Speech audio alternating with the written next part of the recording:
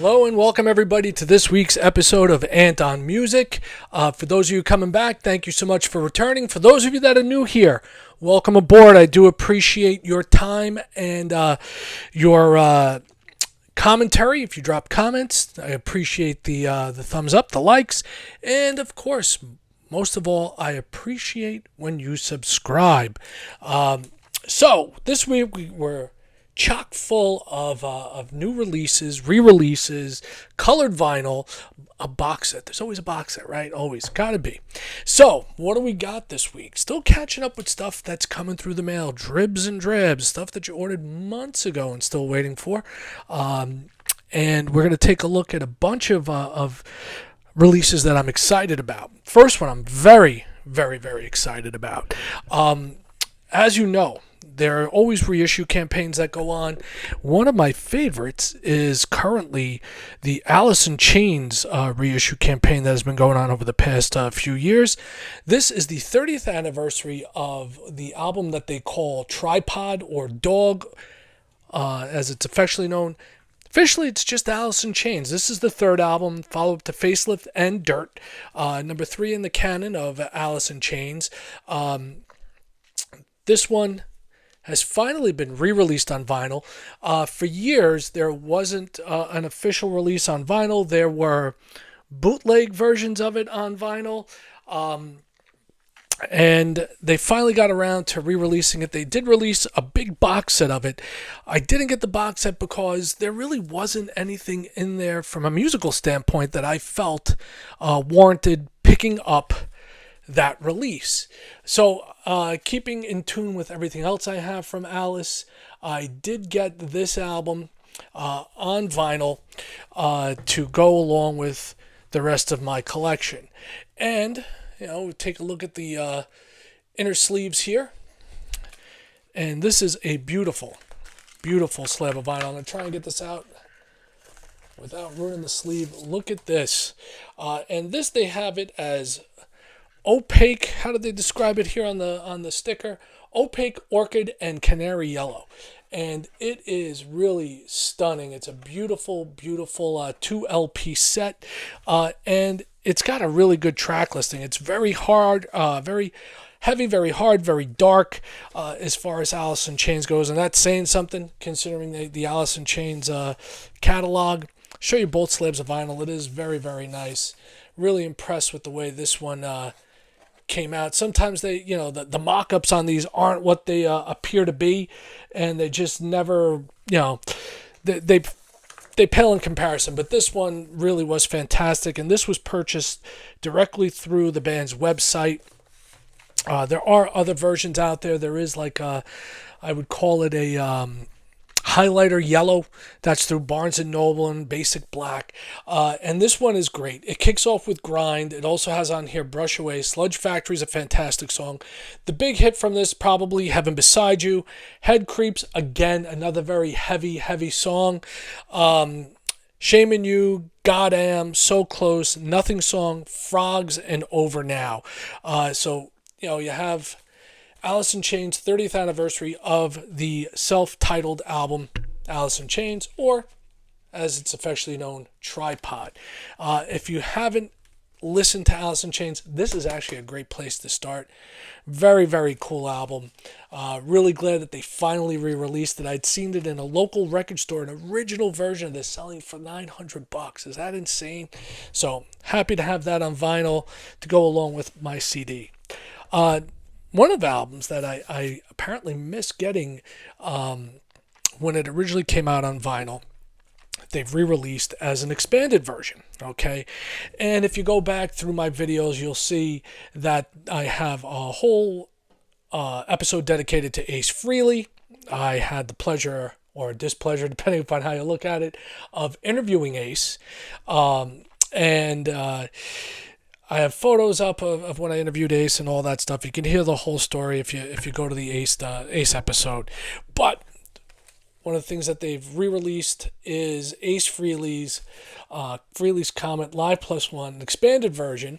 And this, in addition to having the original track listing, it has some bonus tracks, which is cool. And this is also more colored vinyl. Plain inside wrapper. This is through Friday Music Company, and it is on this Lifesaver orange, orange here. So yellow, orange. You can tell it's been a long day. And the track listing for this is Rip It Out, Break Out, and then you get one of the bonus tracks, which is Shock Me. Then another bonus track kicks off side 2 with Cold Gin. Then you get Something Moved, Rocket Ride, and Words Are Not Enough, which is the only studio track on this release. So you get a couple additional live tracks, and you get the bonus tracks as well.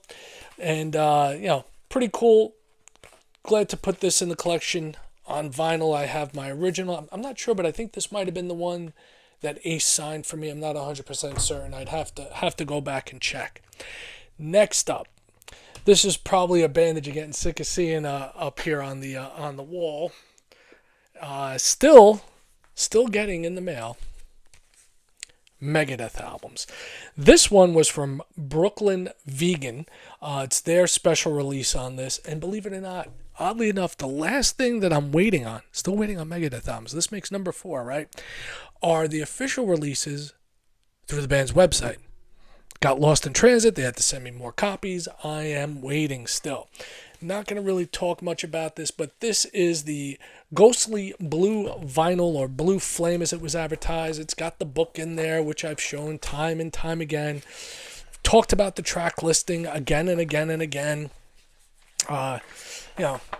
So I'll show you a couple of the pics there, and I'll show you the vinyl, of course, because that's all that really matters in regards to me showing you this one.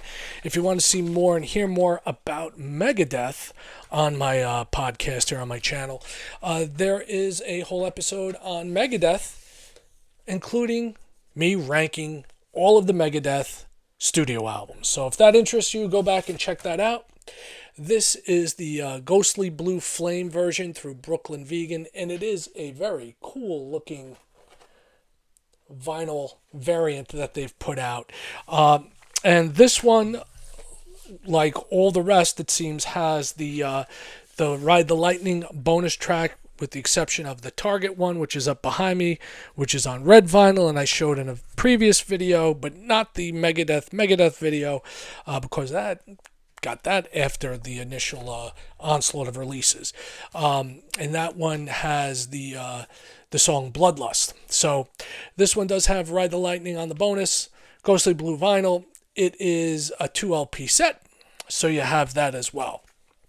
Now, going to totally change gears. We're going to jump into some big 90s artists, okay?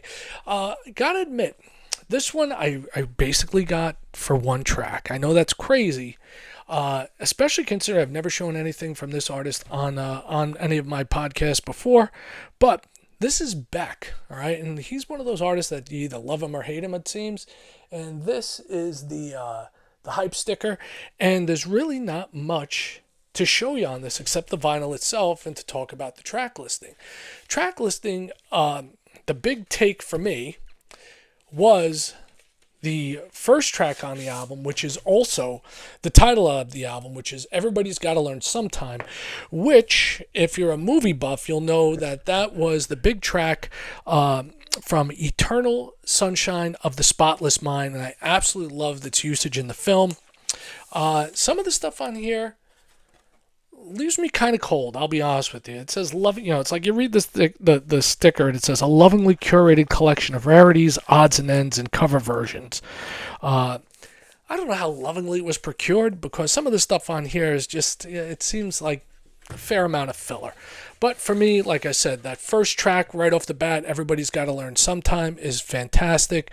Then you have Love. Then you have a couple of 50s songs. You have Can't Help Falling in Love, which is an old 50s tune, which I don't know what to say other than it didn't need to be redone, and he doesn't really add anything to it. Then you have Ramona. Love is actually the Queen track. Queen redid it, it's actually a Lennon track. I always got to remember that. I grew up with it being the Queen track off Hot Space. But the original is a John Lennon tune, and his version of Love, Beck's version of Love, is actually pretty decent. Then you got Ramona, which is okay. Then you've got Michelangelo Antonioni. Woof. We've got Your Cheating Heart, which is another cover which really doesn't do much for me. Another 50s cover of I Only Have Eyes for You. And then it ends strong with True Love Will Find You in the End. It seems to me that the stuff, for the most part, that's done with orchestra or strings, that's the stuff that kind of leaves me flat. I think because of Beck's prior work and also the fact that he has that kind of folky way about him, alternative folky way. That's the stuff that works best. Like True Love Will Find You in the End is great. His version of Love. But like I said, kind of, I think this might be a stopgap album. Let's throw something out there, stuff we've already recorded. Maybe he's in between record labels, I don't know. Or maybe he's just stalling until the new album comes out. But I got it for the track Everybody's Got to Learn Sometime, and for that alone, I'm happy. Right. That brings us to our big release for the week, our box set of the week. Talk about expanding a release. I believe this was originally a 4-track EP. One of my favorite artists. He's, originally came up through New York in the Lower East Side, down in Alphabet City.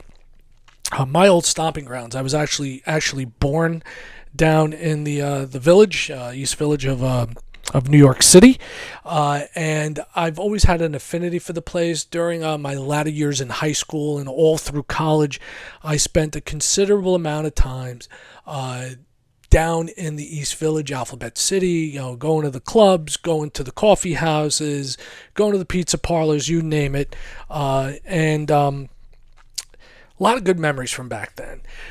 Artist I'm talking about, Jeff Buckley. And this is live at Sine. All right. There's a couple of different meanings to the word Sine, like this is it, or along the lines. Now, Sine was like this little coffee house where Jeff Buckley crafted his tunes, and he was already scheduled. He worked up his songwriting and his performing chops down at Sine, and it was kind of like this little coffee house. Not kind of, it was a little coffee house. And, it was very intimate, very small, very intimate setting. He could really be himself. And there's a lot of covers on this. A lot of covers. It's just seems very off the cuff, very natural. In the booklet, there is a couple of great write-ups in here about that special time and place in Jeff's very short and creative life.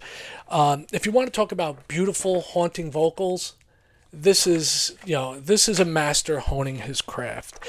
It really is. And these were recorded, as it says here, summer of '93. He was already signed to Columbia, but they captured him and they released this prior to the Grace album, and it's really got a stunning track list. I'm going to show you all the sleeves, and we're going to talk about the tracks. The vinyl's basic black. The sleeves are basic, so nothing there. Okay, nothing to really show you there. But what a stunning set of songs from Jeff Buckley on this collection. And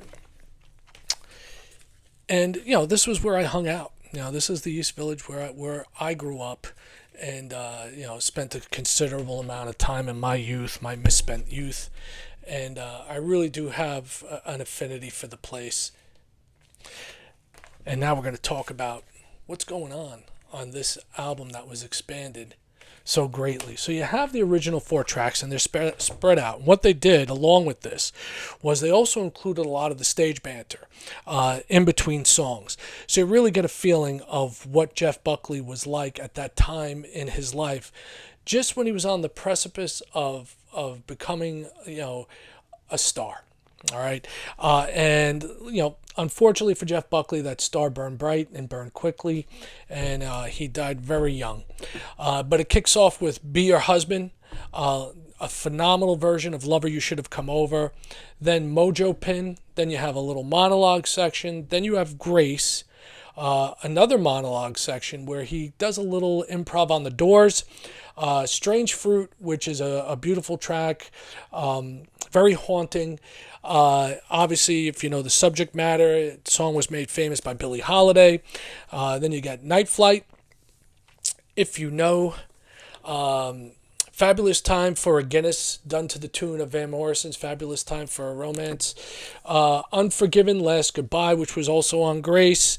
12th of Never. Another little monologue, two more monologues. Then you get the song Eternal Life. Just Like a Woman, Dylan cover, fantastic. Then you get Calling You. Then you get a cover, an unusual cover from Nusrat Ali Khan, Fela Tuti Khan. I know I'm pronouncing that wrong, but you get Jeho Halka Sagar High, which just showcases Jeff's voice in just the most beautiful way. If you see her, say hello. Another phenomenal cover. Another monologue. Then you get Dink's song. More monologue. Drown in My Own Tears.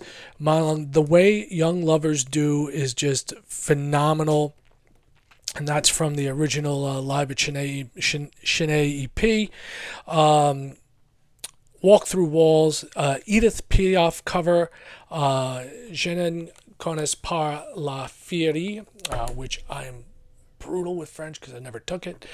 So you could come for me in the comments on that one. Another Dylan cover of I Shall Be Released. Sweet Thing, monologue, and closes out with his amazing version of Leonard Cohen's Hallelujah. So this is phenomenal. Great timepiece to have.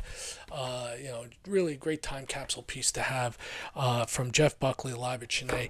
I have heard that there is another collection of Grace EPs coming out, which I really am going to try and get a hold of. From what I've read, it's only being released in Europe. I don't know why they wouldn't release it, even make it a regional release, considering, this is where a lot of, this is where Jeff made his bones here in New York, and where the album was created. But I'm going to do my best to track that down. So that is everything I have for you for this week. Hope you dig the show. If you do, please drop a like, drop a comment, give it a thumbs up. Share it across other platforms. I know a few people have. Alan Bryce did. Very cool, Alan. Thank you so much. If you think you know someone that might dig what I do, share it with them. It's pretty cool. By the way, why am I wearing a non-concert shirt this week? Real simple. Got this one supporting my old high school. Maybe it is a semi-concert shirt in a way because we were the Eagles. Got this through my old high school. Very, very glad to have this as well. And, until next time, peace, one love, music, and I'm out. Subscribe.